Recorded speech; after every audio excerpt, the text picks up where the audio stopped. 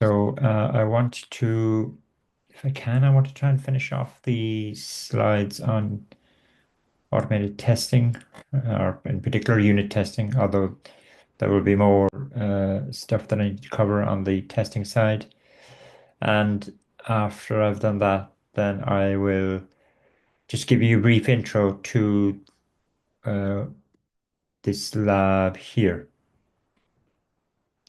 So if I go into the testing section, now I've also put a lab up in this section, which I would like you to work your way through before next week as well in your own time. And this lab here uh, introduces you to the Mocha framework. There's a second testing framework that we need to look at called Cypress.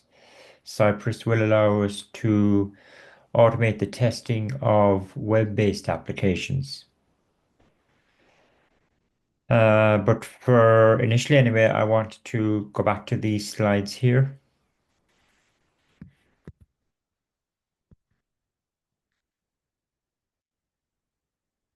And so if I just do a quick refresh on yesterday, we said that there are essentially, well, traditionally anyway, there were kind of four levels of testing, although the only ones that we're really interested in are unit testing and system testing. At the bottom there, I'm not sure if I mentioned it yesterday, we will, from a practice point of view, we will be looking at testing of web applications. And in the web application world, we also use the term unit testing, but another term that we use a lot is end-to-end testing or E2E testing. That's where you're testing your application from the user interface perspective. In other words, from the browser. End-to-end testing is essentially what we used to call system testing once upon a time. There are strong links between automated testing and the CI/CD process. Some principles of testing, that's okay. I can skip over that. Regression testing I talked about as well. Um, in terms of designing good tests, we said that the starting point always has to be that you have got a specification for whatever it is you're testing. If it's at the unit testing level, then it's a specification for, let's say, a class or even a method of a class. Uh, if you're talking about system testing or end-to-end testing, we're talking about the application specification, which presumably is quite a large document. But the specification uh, um, describes the behavior or functionality of what we call the target, which is that thing which you're testing. So the target is either a class if it's unit testing and methods of a class. If it's system testing or end-to-end testing, then the target is the specification for the entire application. And that's your starting point. And so when you are actually implementing automated tests, you should be really looking at the specification of the target to direct the implementation of your tests, not looking at the actual implementation, because really the implementation, as I said yesterday, the implementation is an implementation of the specification. So the specification is really the true source of what you are trying to achieve. And so your tests should be written against that. I think I also mentioned that we use this term expectations when we're writing and designing test cases. The expectation is linked to what response you expect from the target. So if it's unit testing, then the expectation would be what response do we get from invoking a particular method. When it's system or end-to-end testing, expectation is about the response that we expect to get, the user interface response that we expect to see when we provide certain inputs. Um, Moving on from that then, so we've got a specification. Let's say we're talking at the system testing stroke end-to-end testing stage. The specification is essentially the specification for the user requirements, features, and however they are expressed in the user requirements document. If we could rephrase them following this given, when, then structure, then uh, which we call user stories, then user stories are a very good starting point for designing test cases where your user stories are structured along this given, when, then format, or at least you should try and rephrase user stories using along this format. I gave you some examples of that. And user stories can also apply at the unit testing uh, level, uh, in that you've got a specification for a method, let's say, and if you rephrase that specification using this given, when, then format, then you have the basis for writing good test cases for a method of a class. That brought us on to focus in more detail on the area of unit testing and the automation of unit testing. And just by way of having some sort of case study, we decided to look at this catalog class. So if I quickly go back over to VS Code to remind you of that, here's our catalog class. It's not fully implemented. In terms of the constructor for this class, okay, this is the catalog class. Here's its constructor. An important part of the constructor is this here. So it looks like the catalog class has, as part of its internal state, an array of product uh, objects. And we looked at the product object yesterday. And the class has some methods. It has a find product by ID method, which is trivial really. So we don't really need to implement tests for that. And it's obvious from the name what the method does. It searches through the array looking for a particular product based on it being provided with a product ID. Then we have an add product method and some other methods. So that's our catalog class, or part of it.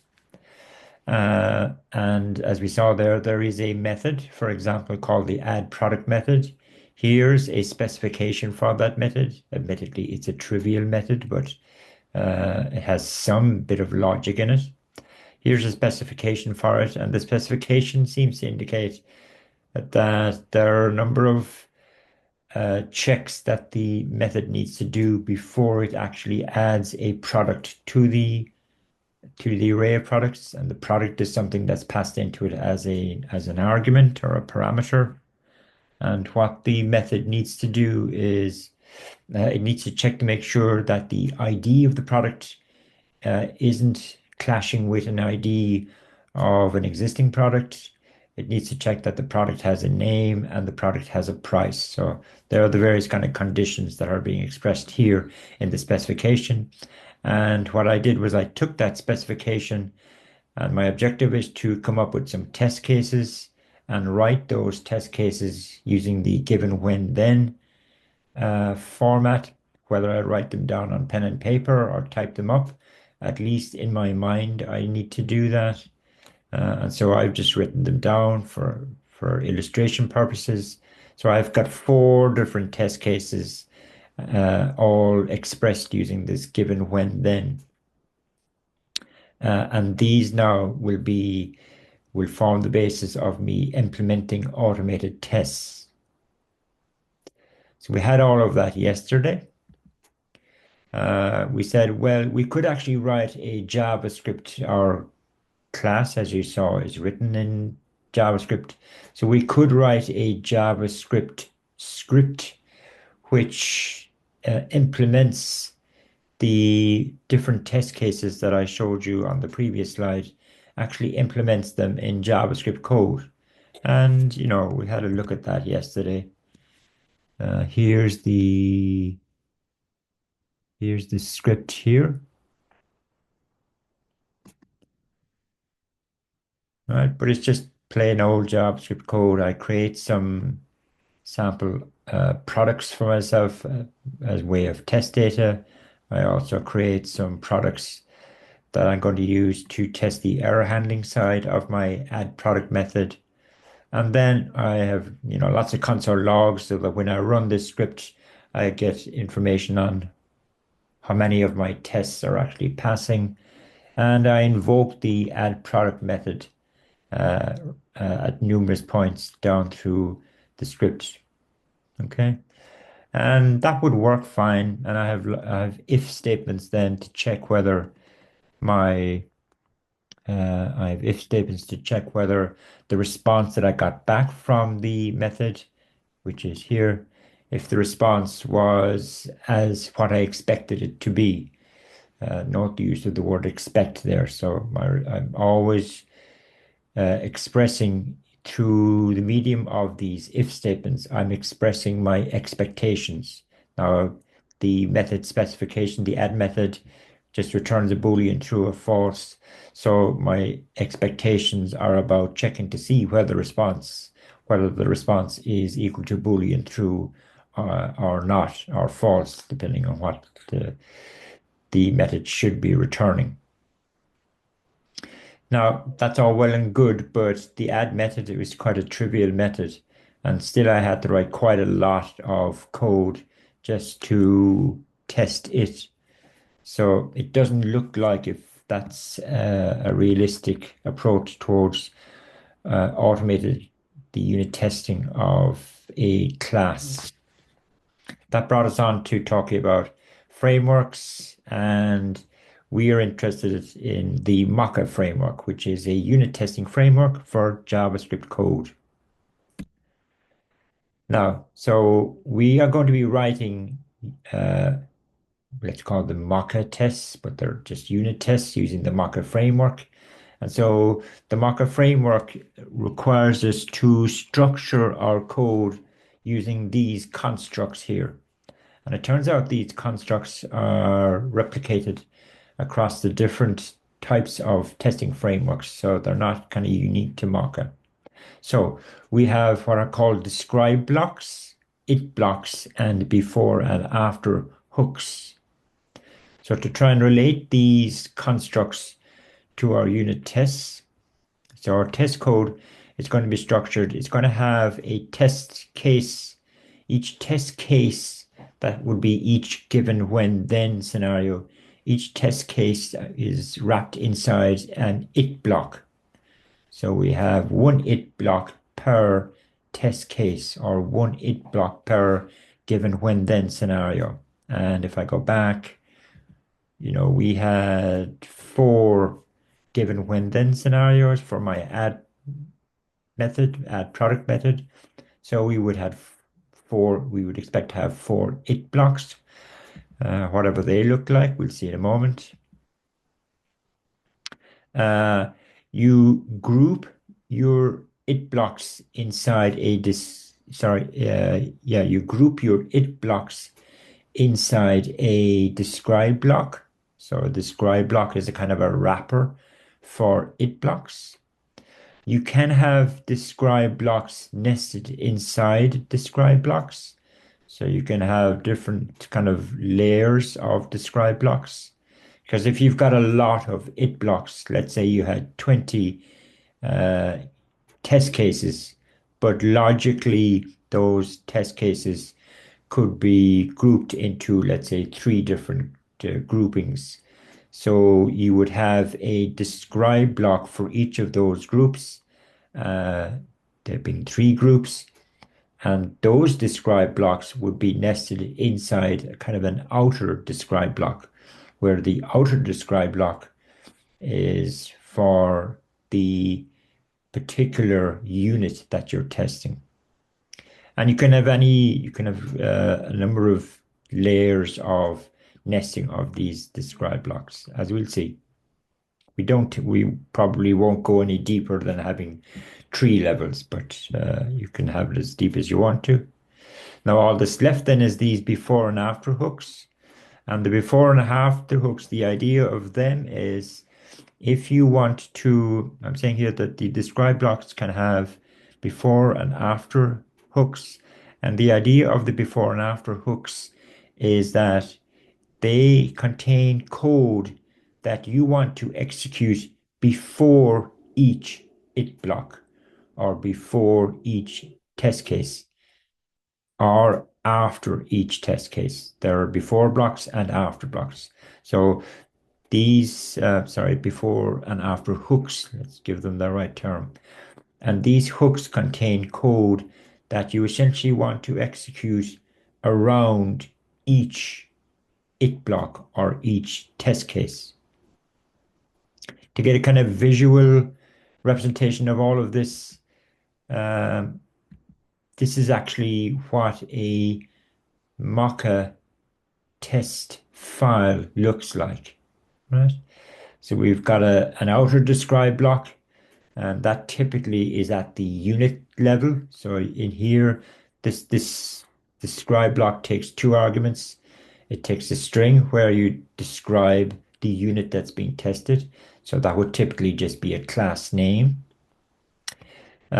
We've got a before hook here. We don't have to have before hooks, but let's supposing we do. This before hook then contains code that you want to execute before each it block, and we would have a number of it blocks down here. Okay, the actual code that you put in here tends to be related to the given part of your given when then structure that we've been talking about. But and for just illustration purposes, I've decided to have a describe block within this outer describe block. This describe block, given that we're talking about unit testing now, this describe block now would tend to be related to a particular method of my class. The outer one I said is related to the actual test to the target class. The inner describe block here would relate to one particular method of that class. And then I've got it blocks, and there would be many of them within this describe block. And so each of these it blocks would be for one particular test case for a particular method of my class. If I wanted to, in here, I could have a before hook as well, because these before hooks are at the describe block level. So you could have another before hook here, and the code inside this before hook would be executed before each of the it blocks that are part of this describe block. The before hook that you've got here is going to be executed before every it block within this overall kind of file, if you like. Because if this describe block here is related to a method of my class, then presumably I'm going to have a number of describe blocks because my class is going to have a number of methods. So after this describe block, which I think ends here, let's say, then I would have another describe block or many other describe blocks for the other methods of my class. And those describe blocks would be structured similar to this. They would have a different number of it blocks because that would depend on how many different test cases you required for a particular method. So, and I did say that initially this does look quite complicated, but you get used to the flow of this code after a while. Now it is actually just JavaScript code. So describe is actually a function that is available or defined. It's a function that is provided by the Mocha framework because we're invoking it here, passing it. We're invoking it like a function where this is the first argument of the function. The second argument happens to be actually a nested function, but it's probably not a good idea to think of it in those terms because you can get kind of confused by that. Before each is actually another function that's provided by the Mocha framework, and it takes one argument, which is a nested function. So it's all functions that are being used here, functions that are described by the framework and functions that you are declaring as well. Uh, Similarly, it blocks and it is a function that's also provided by the Mocha framework. But as I said, don't think of them in terms of just low-level programming constructs, functions in this case. Think of them instead in terms of the constructs defined at a higher level of abstraction, which is describe blocks, it blocks, and before and after hooks. If I go back, I skipped over this slide here. So as well as the Mocha framework, we also use a library called the Chai library. And the Chai library is what we use to express our expectations part of our test cases. I mentioned that at the outset of this lecture. So expectations, we use the Chai library to express what response we expect to get back from our target method, which is the add product method, for example, in our case. We look at how we use this child library in a couple of slides' time. So to go back to here, um, in terms of the given, when, then, the given part of a test case, you express that in terms of code, typically inside in a before hook, even though it's called before each, we just refer to it as a before hook. The when, then part of a test case is contained within an it block. The when part typically translates to invoking a particular method of your target, called the target method with parameters. The then part is where we express our expectation of the response that we get back from the target method. If it's our add product method of the catalog, then we would somehow try to express here that we expect to get back a Boolean true or a Boolean false. And we would express that not by means of an if statement, but using the syntax provided by the Chai library, which we haven't looked at yet. What are we getting at here now? Sorry. Okay, well, just some terminology. We know what target is at this stage. A target, we're saying a target's test code is comprised of test cases. Each test case concerns one user story, in other words, one given when then scenario. And we also talk about test suites, so the entire set of test cases for a target is referred to as a test suite. So there's nothing. So these are terms that we use at a general level, not specific to Mocha.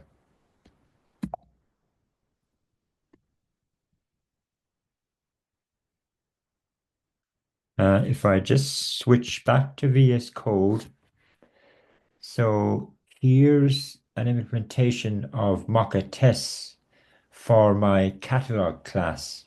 So if we take it from the top, Okay, we're just importing the catalog class and the product class, which are my source code classes. We are just some local variables.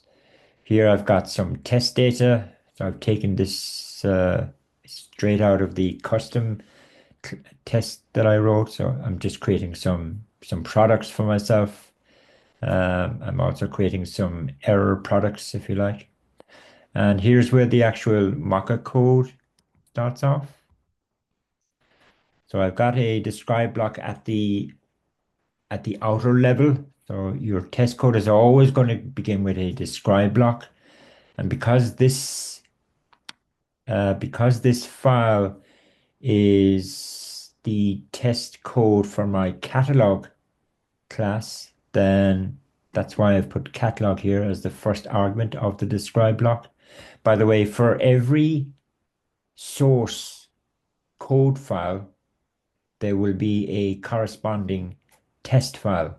Now, I don't need any tests for my product because my product is just a trivial class, right? So, and because I've only got, for this simple demonstration, I've only got one source code file, in other words, one class. Therefore, I only need one test class. So anyway, this test class that I'm looking at is for my catalog class. So that's why that's the first argument of the outer describe block. I've got it before each hook. And all I'm doing is I'm just creating a new catalog instance. So this code is going to be executed before each of the it blocks that I've got down here. So I'm essentially creating a new catalog uh, object instance for each test case, and that's actually good practice. You don't want your test cases to somehow be interlinked or interrelated in any way in terms of the data that they're using. Okay, so that's all I'm doing inside in the before each. Just create a new catalog. I've got an inner describe block, and it looks like this now is focusing in on one particular method of my target class, the add product method. And I've got some test cases. The first it block, if we look at the actual text here, it looks like that this it block relates to the test case uh, where I'm passing it in a valid product, and hopefully it should add that product to the catalog and return a Boolean true. And what am I doing? I'm calling my add product method. I'm passing it in one of my test data products, P123, which is, you can see up here. Okay, that looks like it's a valid product. It's got a name, it's got a price, and it's got an ID. And because my catalog doesn't have any products in it at the moment, then there won't be a problem with this ID clashing with an existing ID. So I call my target method, and here's where I'm actually using the chai library, which admittedly I haven't looked at yet, but here's where I'm expressing my expectation. So the add method, I'm taking the response that it returns back and I'm putting it into a local variable called result. This is going to be a Boolean variable because we know what the add method returns. It returns a Boolean true or false.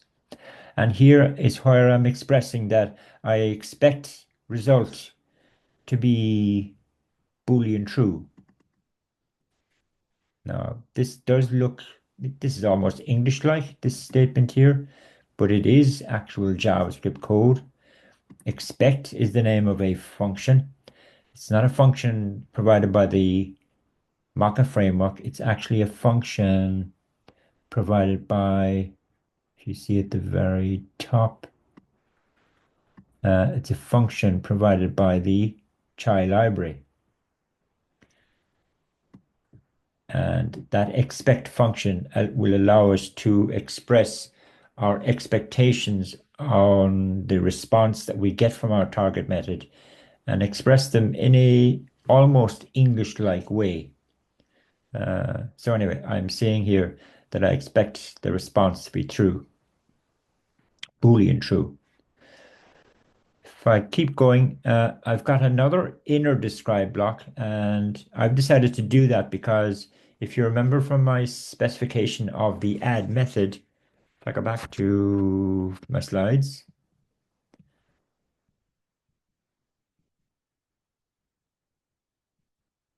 okay, this was the specification, and I came up with these different kind of test cases.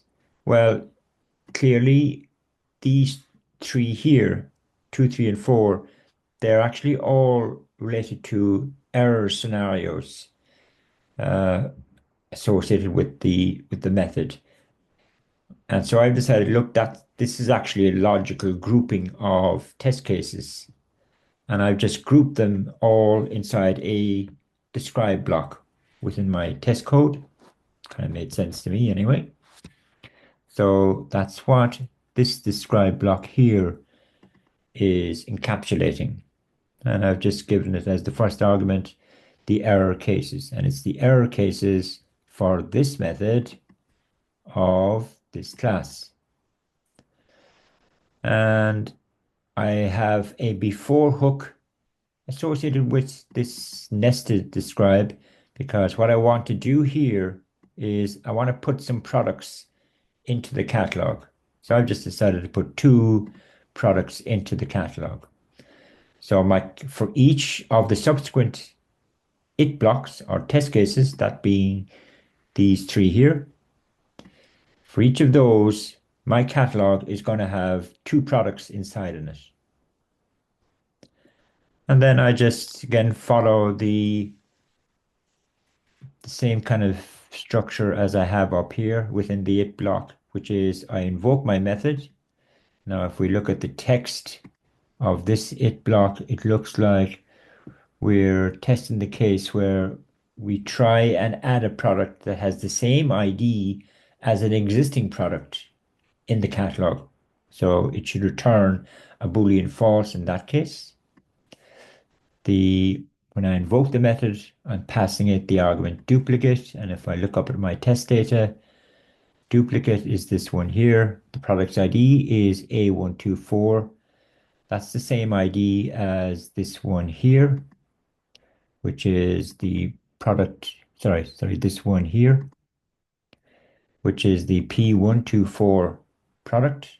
And if I go back down, I've added P124 to my catalog. Therefore, duplicate is going to fail because that product also has A124. And here I'm expressing my expectation. I expect result, where result is just the response that came back from the method. I expect it to be false. And the other 2 test cases are for when I try and add a product that has no price and I try and add a product that has no name.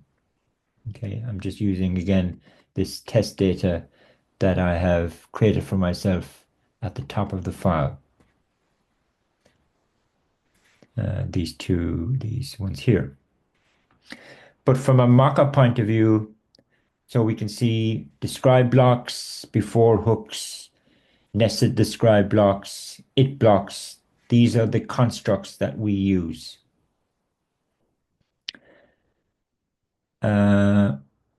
Okay, just pause for a second. I don't expect it, but I'm happy to take any kind of questions if there are any questions that are striking you.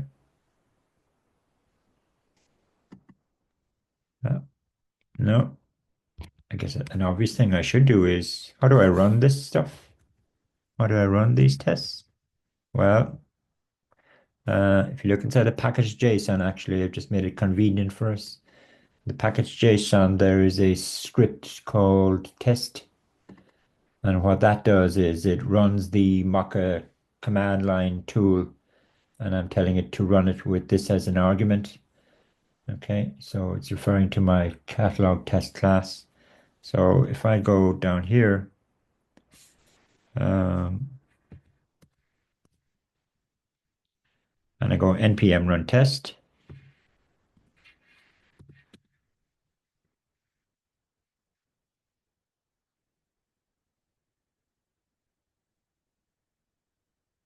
then this stuff here is, well, if we look at the very bottom, it says all my tests have passed. And what it's showing me here is it's getting all of this really from, uh, it's getting all of this from the arguments that I passed to my describe blocks and my it blocks. So catalog, that came from, I just pull this down a little bit.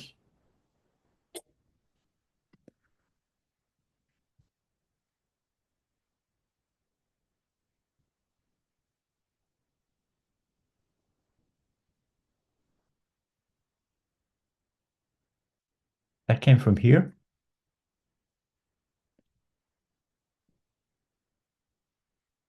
And product came from here. And this long text here came from the it block. Yeah. So, it, uh, and look, I'm getting a tick, which means that test actually passed. Passed in the sense that the expectation that you expressed is correct. And it looks like all of them actually passed. Now I've got some other tests as well related to another method, which we needn't look at. Okay. What does a failed test look like? Well, supposing I said, well, I expect it to be false.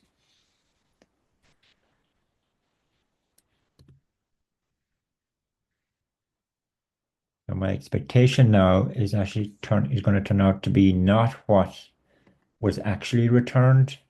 And if I run the tests, if I scroll up, first of all, it's telling me that one of my tests failed. And which one failed? It looks like this one here because I'm not getting a tick. So you would go back to your test your test case and the particular scenario that you're testing here and find out, well, why did my method not return what I expected?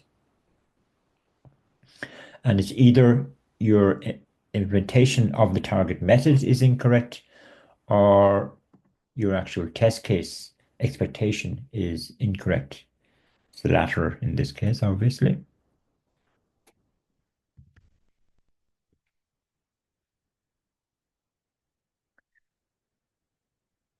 Now, all of this you'll actually be doing in the lab that I provided for you. So you'll get a chance to study this code in your own time as well. If we move on,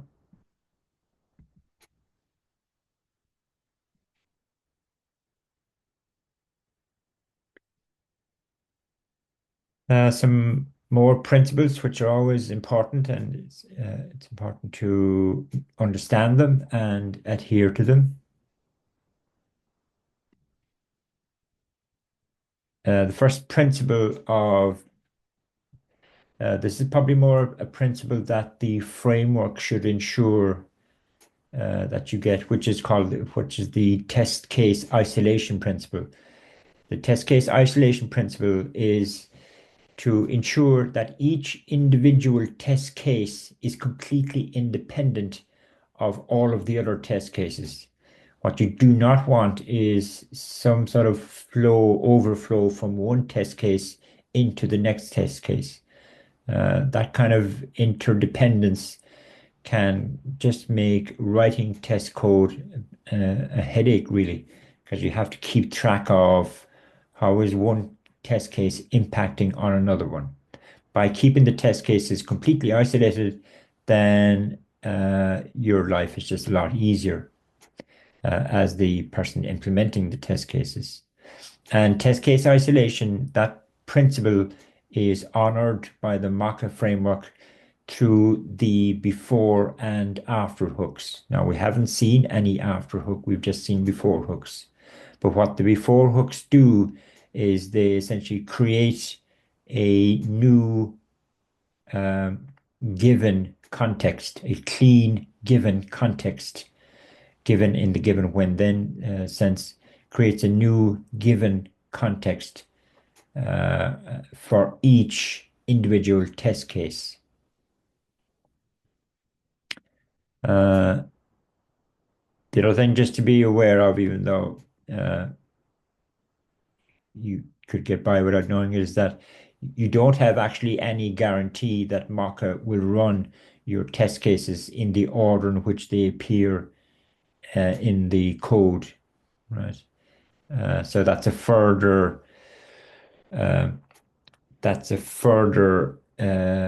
reason why test case isolation really has to be enforced. But okay, so that's just test case isolation, that principle. The second principle um, is something that we need to be aware of as the developer. The test case isolation is kind of taken care of for you by Mocha by virtue of these before and after hooks. The second principle says that a test expectation should focus on number one, does the target return the correct response? In other words, does the method return the result that you expected it to return? But also, and it's number two that a lot of people tend to either forget or don't adhere to or don't understand, possibly as well. The second one is that you should also, in your test case, you should express expectations around what you expect the target's state to be after you've invoked the method. So did the target correctly update its state as a result of invoking the method? Now, what does state mean? Well, if we take the catalog class, uh, its state is essentially reflected in the array of products that it manages. So it's really the private properties of the target. Our catalog target has two private properties. If we just remind ourselves, if we look at the catalog class, and if we look at the constructor there, it's initializing two uh, essentially private properties of catalog. Now, title is initialized when you create a catalog instance, but it's never changed, so we don't have to worry about that. But the products array, that's constantly being changed potentially by the actual methods. So products, this relates to or represents what we're calling the state of our target. And so the principle that we're looking at says that you should also have expectations statements in your test cases, which examines is the target's state what you expect it to be after you've invoked some particular method. Now, we did not actually do that in the add uh, product test cases. If I go back to that, all we did was we just looked at, if we take this one here, right? Well, all of them really. We just looked at we stated expectations around the response that we got back from the target method, right? We never checked to ensure that the array of products is its state is what we would expect it to be. Okay, so there is a weakness in those test cases, and I give you examples of where we actually honor this principle in the lab as you work your way through it. The silent principle, well, all that's really saying is you should not really have any console log statements inside in your test code. Okay, you might want to use console log statements as you're doing some debugging, but once you've completed your debugging, then just get rid of it. All you really want to get when you run your tests, all you want to be told is they passed, or if anyone failed, then tell me which test case failed. Don't output any other extraneous kind of information when you run your tests. The final principle is have informative test case documentation. Now, I'm not talking about writing documentation here. The documentation in relation to Mocha frameworks, that really corresponds to what I'm pointing out here. It's those strings that you pass to the describe block and the it blocks. Have those strings express clearly and succinctly either the given the target that you are testing, and for in the case of the it blocks, what you're really expressing here is sorry, what you're expressing in an it block argument is a statement of the expectation uh, that you're hoping to receive. Yeah.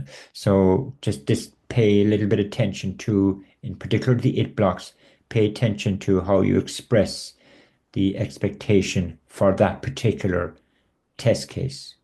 And you can see in the examples that I've shown you, these are quite informative, as all documentation should be.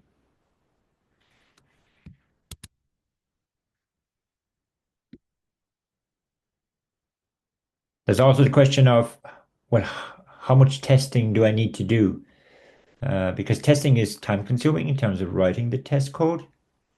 So you don't want to be writing unnecessary tests.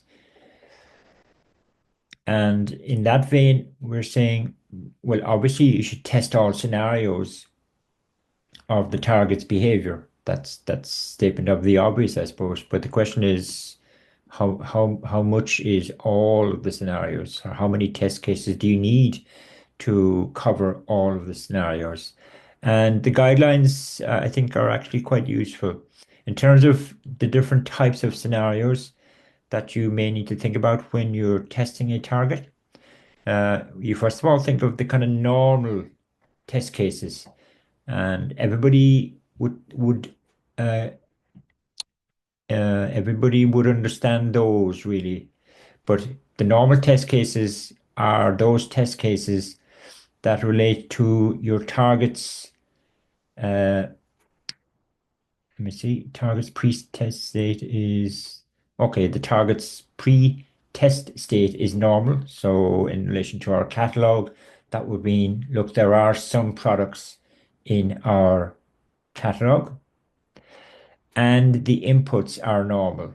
As in when, let's say, if we take the add product method, you're passing it a new product that satisfies all of the conditions. Its ID doesn't clash with any existing ID. It has a price. It has a name. So you would obviously write test cases for the kind of normal, usual invocations of the target.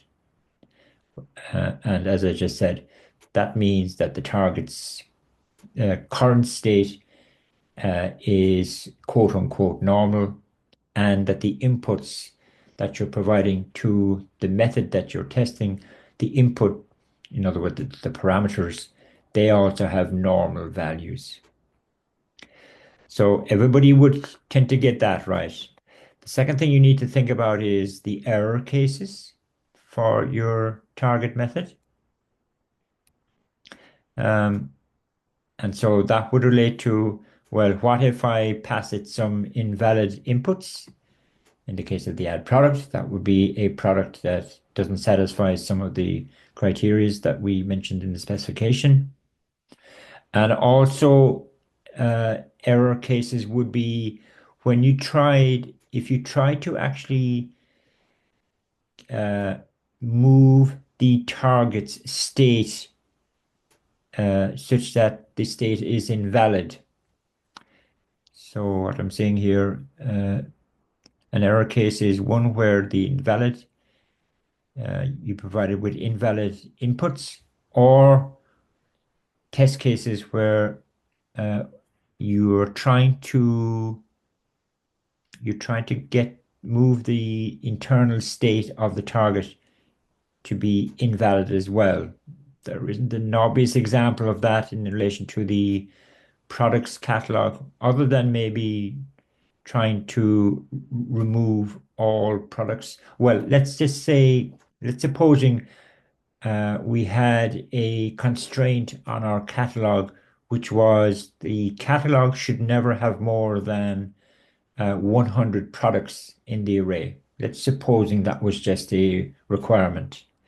And so if our catalog currently has 100 products in it, and then we try and add another product, in other words, we're trying to move or put the target, the catalog, we're trying to put its internal state into an invalid state, then hopefully our methods will not allow that. And our methods presumably will throw an exception or just return some sort of error response, a false or a undefined or whatever the method specification requires. So error cases are not just providing invalid parameters to your target methods, they're also related to ensuring that your methods do not allow your target's state to become invalid as well. That's the error scenarios. And the third scenario is what are referred to as boundary cases. That's also kind of similar to the example that I just gave there about an upper limit on the number of products in your catalog. So taking that example again, let's supposing the catalog has 99 products in it, and you want to invoke the add product method on that. So you're now going to move the target's internal state. You're going to move it to its boundary, its upper boundary in this case. And you should probably have a test case that examines that and ensures that the method behaves as you would expect it to behave. Boundary cases might also relate to the input parameters. For example, let's supposing we had a requirement or a constraint that a product you could not add a product where its quantity in stock is a negative value, let's just say. So that would mean our add product method would actually have to examine the quantity in stock parameter of the product that you're trying to add and not allow it if it's a negative value. Okay, so you need to think about these three different scenarios, the normal scenarios, the error scenarios, and the boundary scenarios. Yeah, you need to use those three categories of scenarios to inform how much testing you need to carry out on the target. And you get this kind of information again from the specification. It will tell you about error scenarios, or at least it should, and it should also tell you about any kind of boundary conditions that are associated with the particular target. And from that, then you can write test cases that are boundary test cases, error test cases, or normal test cases. Just a tiny bit on the child library because we didn't talk about it. So the child library is what we use for expressing expectations in our test cases. Um, and that really means we're either examining the response that we got back from our target method, or we're examining the internal state of the target. Um,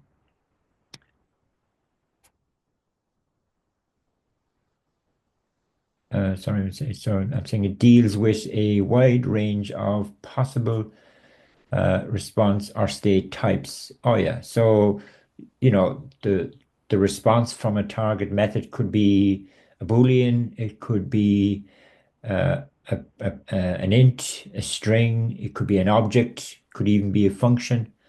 So the Chai library hopefully will allow us to examine those different data types um, in various ways. And so what I'm showing you here are just a small, well, a reasonable subset of the various types of statements that we can make using the child library. So, and we've already seen we've only seen one example. All of the chai statements begin with the keyword expect, which is actually really a function. It takes one parameter.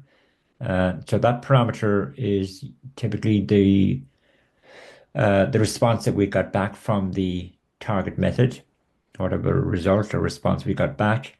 And then we can have various kind of statements examining this response. So maybe sometimes we want to check whether this thing is equal to a particular value.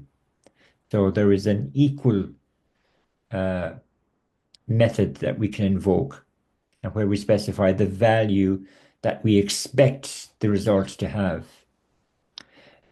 You may want to check to see what type the result is. So you could have a statement like be a string if the response from the target method should be a string type. Um, if the response uh, if the response is a string and you want to see does that string include within it a particular substring, you can use the include method. And we've seen this one. If the response from the target method is a Boolean, then you can check to see whether it's Boolean true or false. If the response happens to be a null value, that might be when you're doing some error scenario testing, then you can say check to see whether it's null. You can also check to see whether it's the undefined value. Moving over here, there the child library allows you to check where, let's supposing the response is an array, and you want to check to see is the array empty, or if the response is a numeric value and you want to see is it greater than a particular value or greater than or equal to, and all the other usual ones. So, it's very wide in terms of the different types of expectation statements that you can express in your code. And finally, over here, I'm showing you some examples of if the result or the response from the target method happens to be an array, then you can actually check the individual members of that array to see are they equal to what you expect them to be. If the response is an object, you can check to see does that object have certain keys and do the keys have certain values. The last one is if the response happens to be a function, which we won't see. So overall, what I'm trying to get across is that the child library allows you to examine the response from your target method, where that response type could be anything, could be a primitive, could be an object, could be an array, and it allows you to make statements about the various values of the response, the various parts of the response, whether it be a primitive or whether it be an array or whether it be an object. And we'll see lots of examples of these in the lab that I provided you with.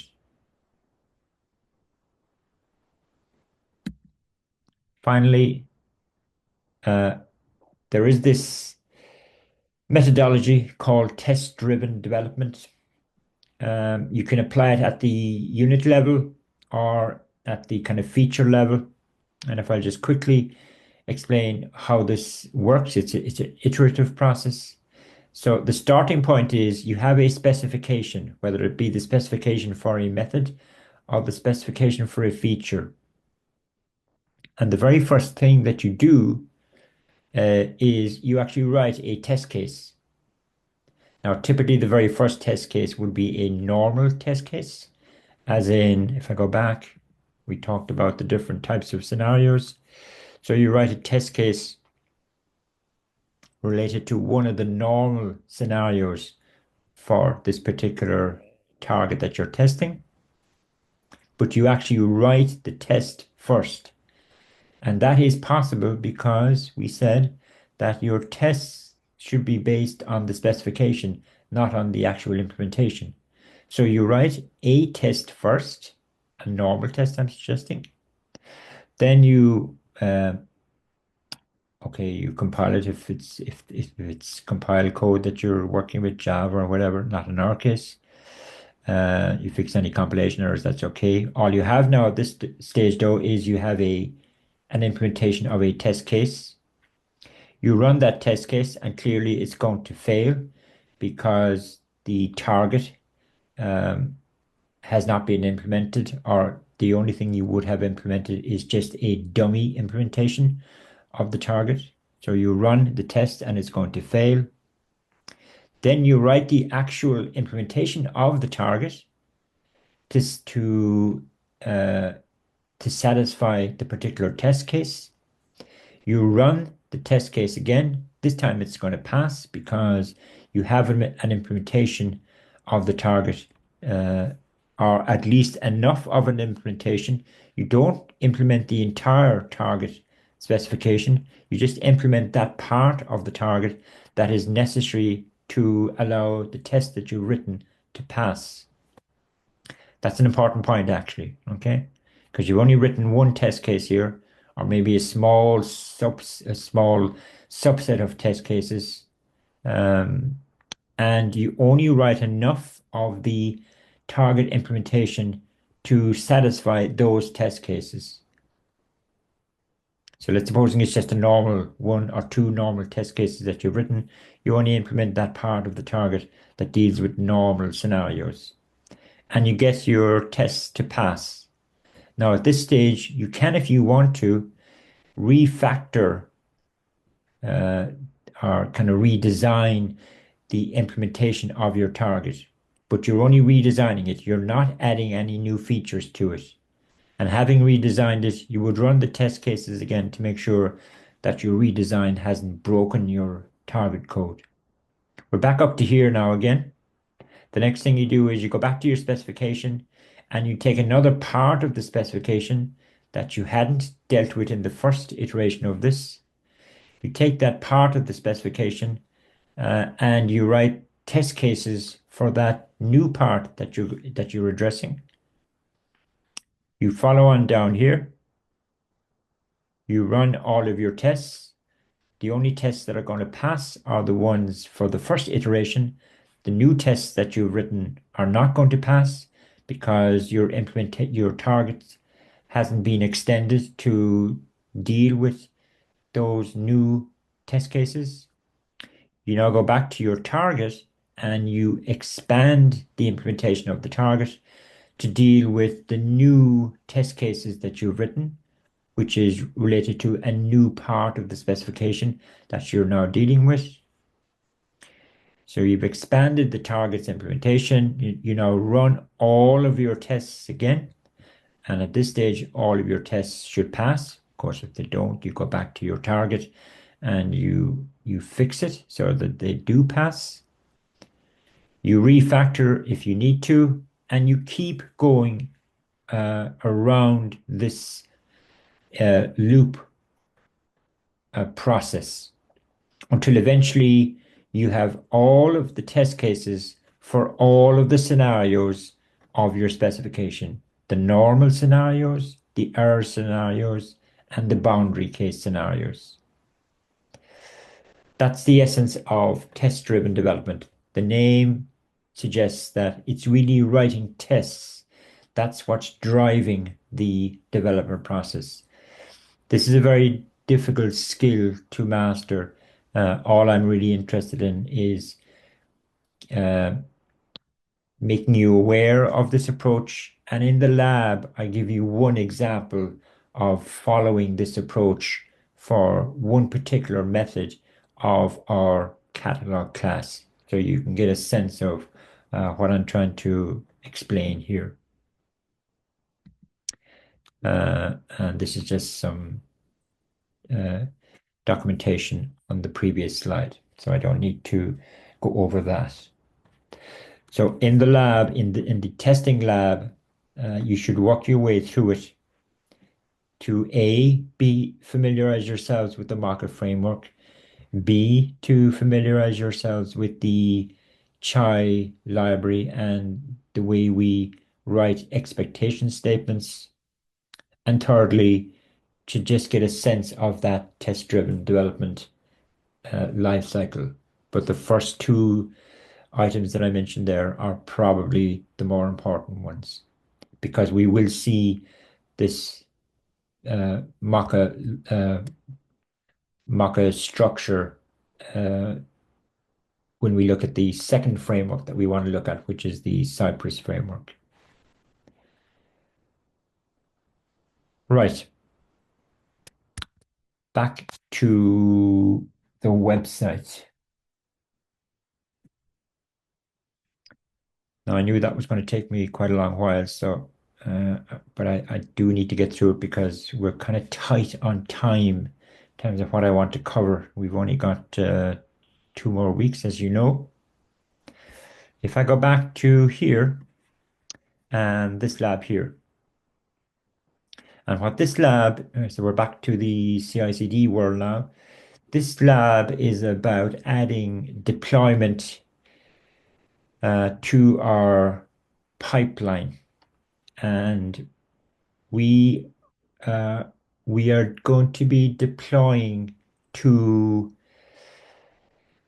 an Amazon Linux virtual machine.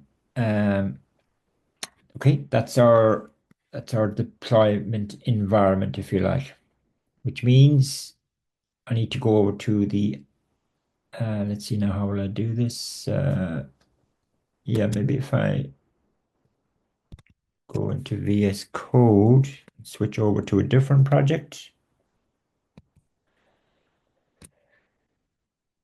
So the use case that I'm using is just a simple node.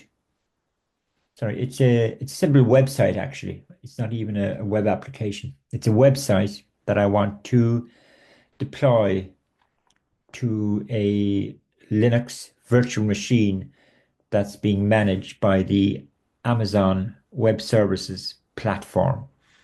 And this is the actual website itself. It has just one. Am I looking at the right file? I am, yeah. It has just one web page, which is, where's my web page? There it is there. Okay. One HTML. And if we looked inside that HTML, it's using a lot of JavaScript code, and my JavaScript code is up here. And we're not remotely interested in looking at the JavaScript code. Okay. I have a Docker file, which is, as you can see, it's using the Nginx web server. to host my website. So that's all fine. And then I have a GitLab YAML file, and that has a lot of stuff that you would have seen in last week's lab. So I've got, let's see, I've got three stages. The build stage, which is very like what you did last week, where you're creating a Docker image of the uh, website and pushing it up into your GitHub, sorry, into your Docker Hub account. I've got a very primitive test stage, which is just running the, sorry, what's it doing? It's pulling down your Docker Hub image. It's running it. Yeah, it's running it locally within the GitLab environment, and it's doing a curl request just to make sure that it can contact the website. The the website itself is just a simple uh, puzzle game. If I just show you it, okay, this is the website, and as I said, it's just a simple game. You can read about it yourselves. Not that interesting, where you try and kind of match up. When you see two numbers that are the same, you try and move them over to each other, and it keeps on going. So I've got a four. Let's see, what can I do? Uh, how do I move that on?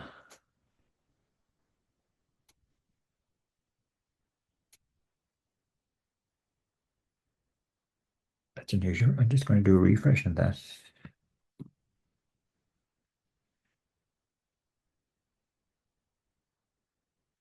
Okay, so I move the two up, and I'm going to get this two and this two. I can bring those together. Then I can bring this four and this four together. So I do that and so on. Okay, don't spend too much time on it. So that's my website. And if you look at the actual URL up here, okay, it's just an IP address. And that IP address is the IP address of the virtual machine, the Linux-based virtual machine that I have created for myself up on my Amazon account, which is something that you'll need to do. Okay, back to here. Um, Collapse that.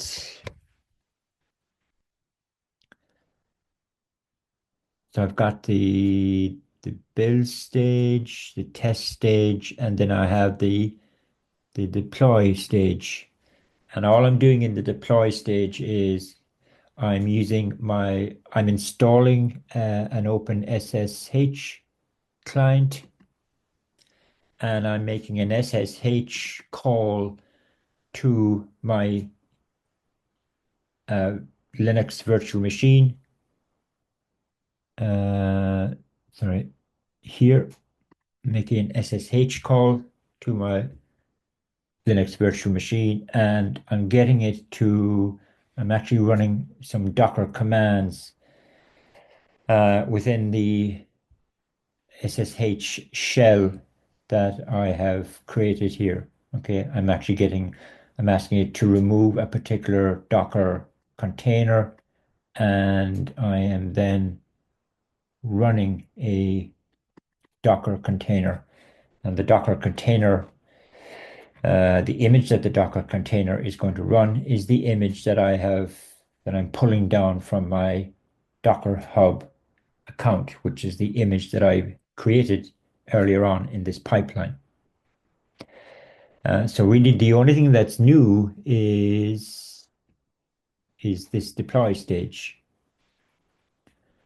Yeah, and in order to get this to work at all, what you've got to do, if I now go over to the lab,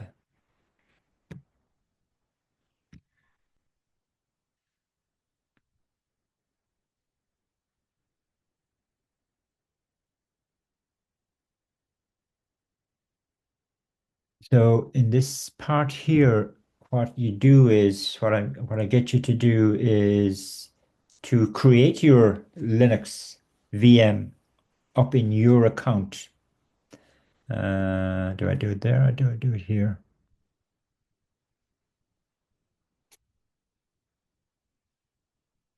Yeah, I do it here. So let's have a look at Amazon.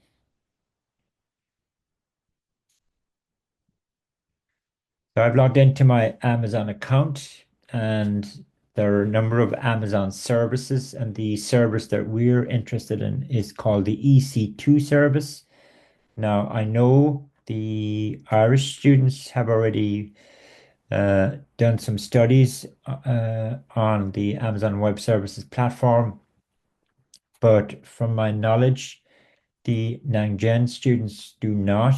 So it'll be slightly more challenging for ye, but not really. So there are a number of services, and the service that I'm interested in is called the EC2 service. So if I type in EC2,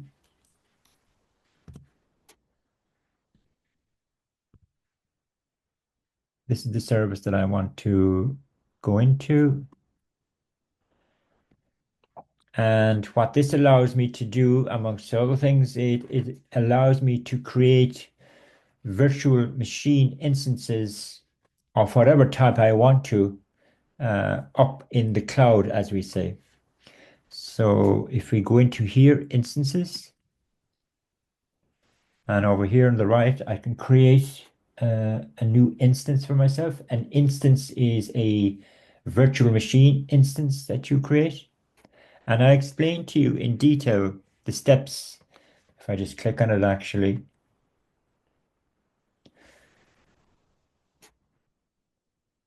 create an instance or launch an instance, you give the instance a name. I think I'm telling you to call it, you can call it anything really, but if you call it Docker host, because what we are going to be doing on this EC2 Linux instance is we are going to install the Docker platform, and having installed that, then we can run containers, and our pipeline can actually initiate the running of containers on our Linux VM instance. But you, in terms of creating the Linux instance, give it a name, indicate what type the instance should be. And now we're going to be picking Linux as our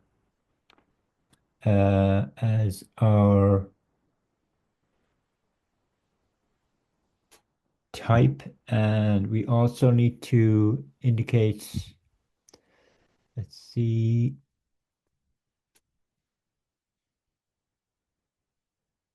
well, sorry, that's instance type. The this here really is more the kind of hardware platform, I suppose. What does it call it? The OS images. Yeah, okay. Yeah, maybe this is more the OS operating system that you want on your virtual machine. Down here, then you have to specify a type as well. Now, the type that we're going to pick is T2 micro. That's kind of a reference to the hardware kind of architecture that you require, which we're not really interested in. But the T2 micro type is what's called free tier. So the charge for it is minimal. And then we also have to provide what's called a key pair for this instance. Now, I need to go back to that because you need to create the key pair first.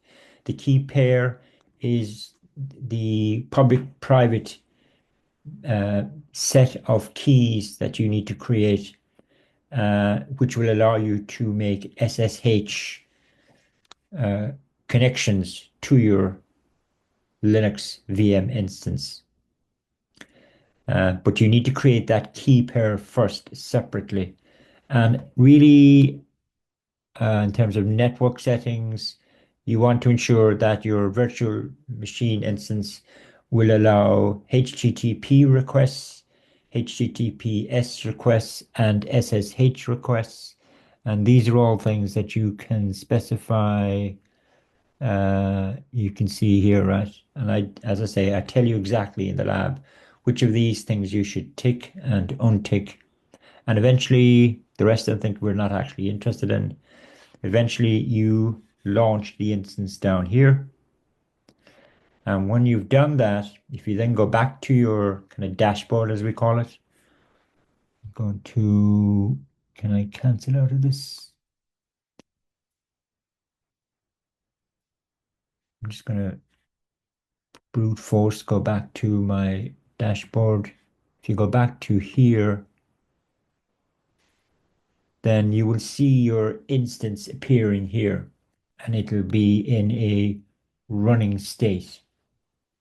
So I've called the instance that I called it, that I created, I called it Docker host. It's a T2 micro. It's an Amazon Linux 2 VM. Now, the key pair thing that I mentioned there, if we scroll down on the left here to the networking section, and if we select key pairs, so key pair is something that you create separately from your EC2 instance. You can see I've created some already, but to create a new key pair, as I said, is just a public-private set. If you go into create key pair, give the key pair a name. You can call it anything you want to, but I think I ask you to call it CICD pair.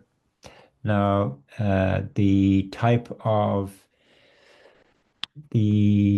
that we want to select is RSA, the default, that's fine.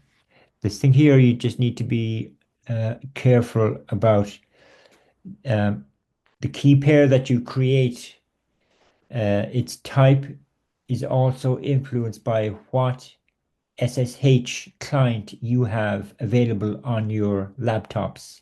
And there are essentially two types of SSH clients.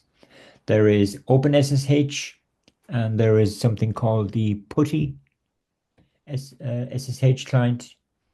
You should all try and have an installation of the OpenSSH client available to you on your machines. So if you just type the SSH command at the command line, for example, if I do it here, doesn't matter where you are really, just type the command. Let me just get rid of something here first.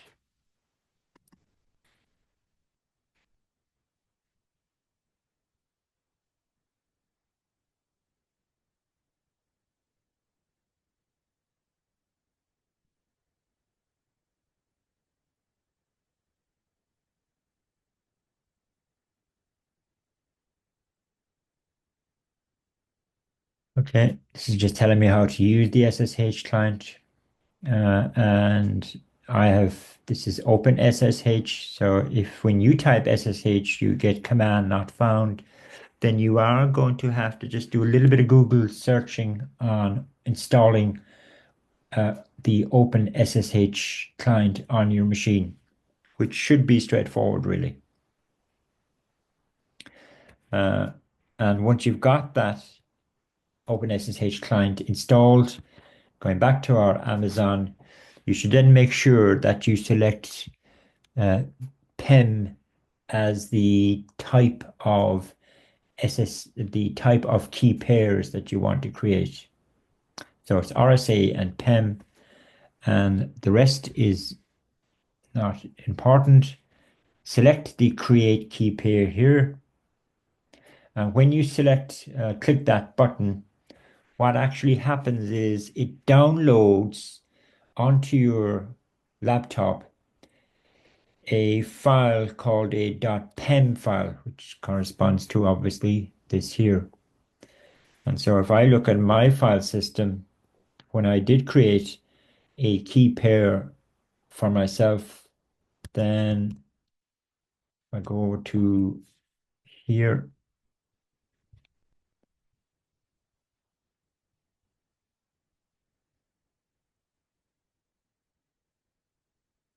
You can see here, right, I've got a file whose type is .pem. So this is actually the public key part of the public-private key pair that has been created uh, for me by the Amazon Web Services. And that file is going to be very important because we're going to be using this file now to make SSH connections to my EC2 instance. So I have my PEM file, as we call it, downloaded. And going back, let's supposing I have now also created my EC2 instance,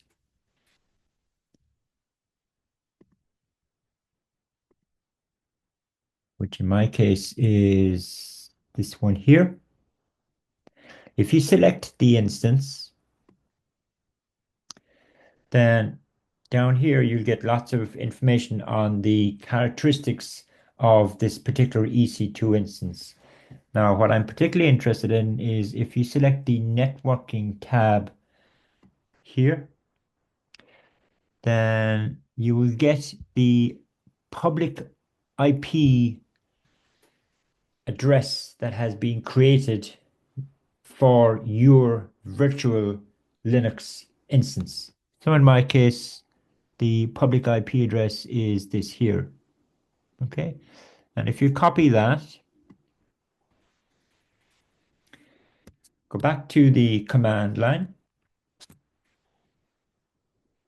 And what I want to do is make an SSH connection to my Linux virtual machine.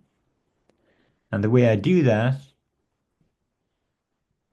is using this command. Let me just do a clear again. So I'm using the SSH client. This is just the path name for me anyway. This is just the path name of where my PEM file is. So it's up 2 levels from the folder that I'm currently in. So I'm referring to my PEM file. And here is how I indicate the destination that I'm trying to make the SSH connection to. The last part of it here is the IP address of my virtual machine. And the first part of it um, is the user account, if you like, that I'm trying to connect under for my Linux VM machine. EC2 user is an account, a kind of default account that will be associated with an Amazon Linux VM machine. And so if I hit return, I'm now connected to my EC2 Linux virtual machine. And so the command line here now is the command line within my Linux VM instance. And what you need to do, if I go back to the lab, what you need to do is you need to install Docker on your Linux machine. And I tell you exactly how to do that. If we scroll down,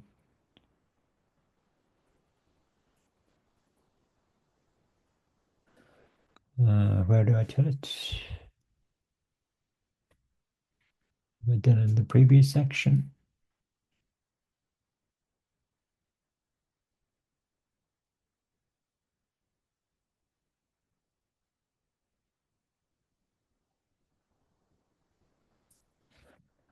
Let's see, where did I put those instructions?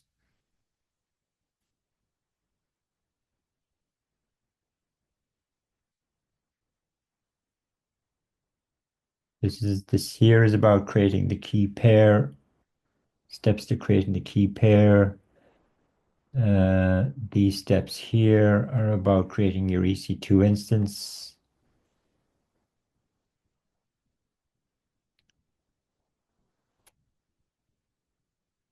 Okay, let's keep going. So you make your SSH connection to your EC2 instance. And this part here, these are commands that you type at the command line. And the purpose of them is to install Docker on your Linux VM. That's actually happening. Let's see here. Okay, but you just follow these steps. So these are commands that you type one by one. So it is manual to that degree. You're typing them here. And having done that, you can then use any Docker commands within your Linux VM. For example, if I go Docker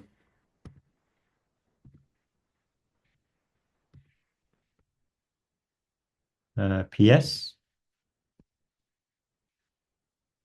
okay, looks like that there is a Docker container running. And surprise, surprise, the Docker container that's actually running is the container that is running the Nginx server, which is hosting my website.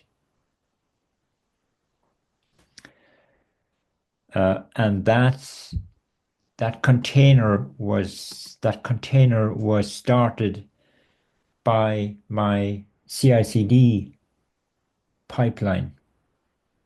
Okay, I didn't have to start it manually here. The pipeline actually did it for me, which is the essence of continuous deployment. My CI/CD pipeline is automatically deploying my application to a uh, to a particular environment. The environment in my case is an EC2 Linux instance. The application that's been deployed is my Nginx server, which is hosting my website, my game website. So um, you just need to essentially, obviously, follow this lab. And the lab, first of all, takes you through the steps of creating up on the Amazon Web Services platform, creating a key pair, and then creating an EC2 Linux instance, manually installing the Docker platform on that EC2 instance, and then going back to your web application stroke website and developing a CI/CD pipeline which automatically deploys your website to your Linux instance.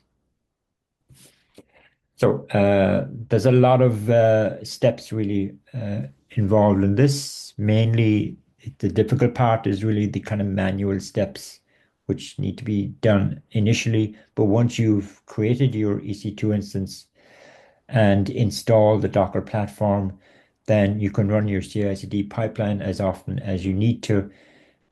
You no longer have to do anything at the manual level. The final point that I want to bring to your attention is if I go back to Amazon Web Services, um, it's not a good idea to leave this EC2 instance running over a long period of time. And by that, I even mean a number of days, because you are going to be incurring a cost for as long as that VM is running.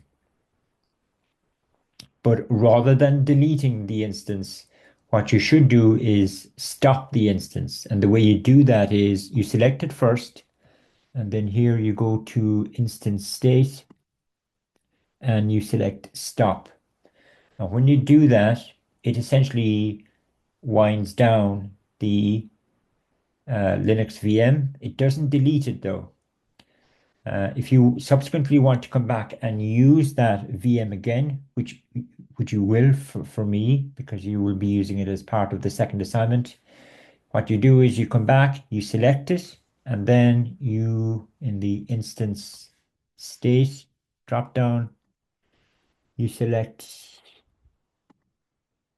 the start instance option, and that will boot up your Linux VM again. Now, every time you restart your Linux VM, a, a different public IP address is going to be assigned to it. Okay, so you just need to be aware of that. You don't hold on to the IP address between each restarting of the VM. But apart from that, uh, every installation, your Docker platform is still installed when you restart it. You do not have to install Docker again, although any containers that are running would have been stopped, but the actual Docker platform is still installed on it. Right. The best thing really I should do is to let you walk through the lab and see how you get on with it. And so really work on the CI/CD lab first and then uh, work on the unit testing lab. Okay, as usual, I've gone on much longer than I expected to, but so be it.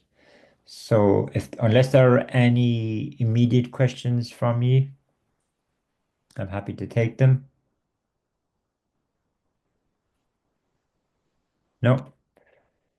Right. I'll stop the Zoom session here and I'll be online for the next hour if you've got any questions or issues with the lab. Um, Okay. Hello? Yes, how Hi are you? there, mate. Good morning. Sorry, then I was trying to do the labs, but then on the last part where you have to install the the game onto your virtual machine, Mm-hmm. I I run into an issue. So say there's no manifest for it. So there's no Linux manifest for my computer. Give me a So little bit more information than that now. yeah, so when I reconnect to the instance in my Visual Studio Code, Okay. and at the terminal prompt inside the Linux, I type in the command to docker run dp 8080 in the name of the game, Uh-huh. and then when I run that, it doesn't install the game onto it. It comes to say I have no manifest, like there's an issue with it. Uh, okay, it's interesting. Let's go back to here.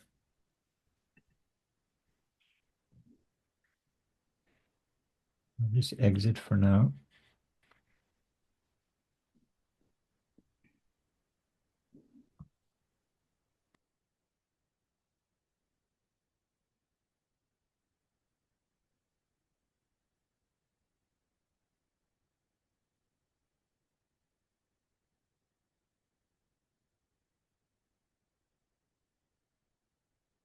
Again. So you're using the docker run command here, right? Can you still see my screen? So you're going docker run? Yeah, that's what Yeah. I'm doing. Yeah, so Yeah. yeah, Uh, the only thing I can think of is if I go back to the lab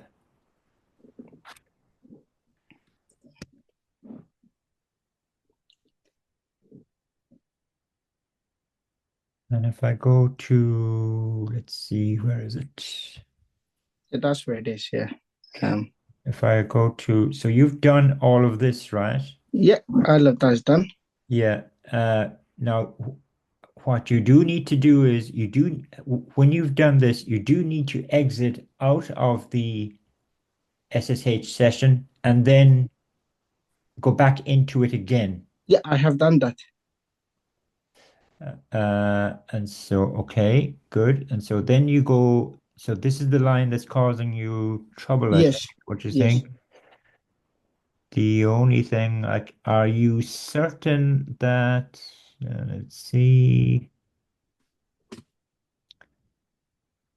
Because it says unable to find the image local, and then it's pulling it from my image, but then there's no Docker. There's no Docker matching the manifest for the Linux. Uh, the only thing I can think of is, have you checked in Docker, your Docker Hub account that Yeah, you actually have it? yes, I have the game. Yeah, And with the right version number and all of that? yes. Tag 1.0. Yes, and then this iOS and image. Yeah, Okay, you're gonna have to send me a screenshot because sounds like you've done everything right. So there's some small little glitch. If you send me a screenshot of the error that you're getting, and we'll try and resolve it over Slack if that's okay. yeah, that's fine. I just Yeah. sent it to you now. Yeah, so you're 99% there as far as I can see. Did you, let's see, sorry now. This command here that ran for you, I'd say, did it? Yeah, it ran perfectly fine for me. Yes. Yeah, yeah. The only thing I can think of is that the problem is just with the image that's up in your Docker Hub account. Either way, send me a screenshot and we'll sort it out. Yeah, I have sent it to you. I've Okay, sent it to you there now. Thank you. right. I'm gonna stop the live recording and as I say, I'll keep an eye on Slack if you've got any other issues. Thanks a lot. Bye bye.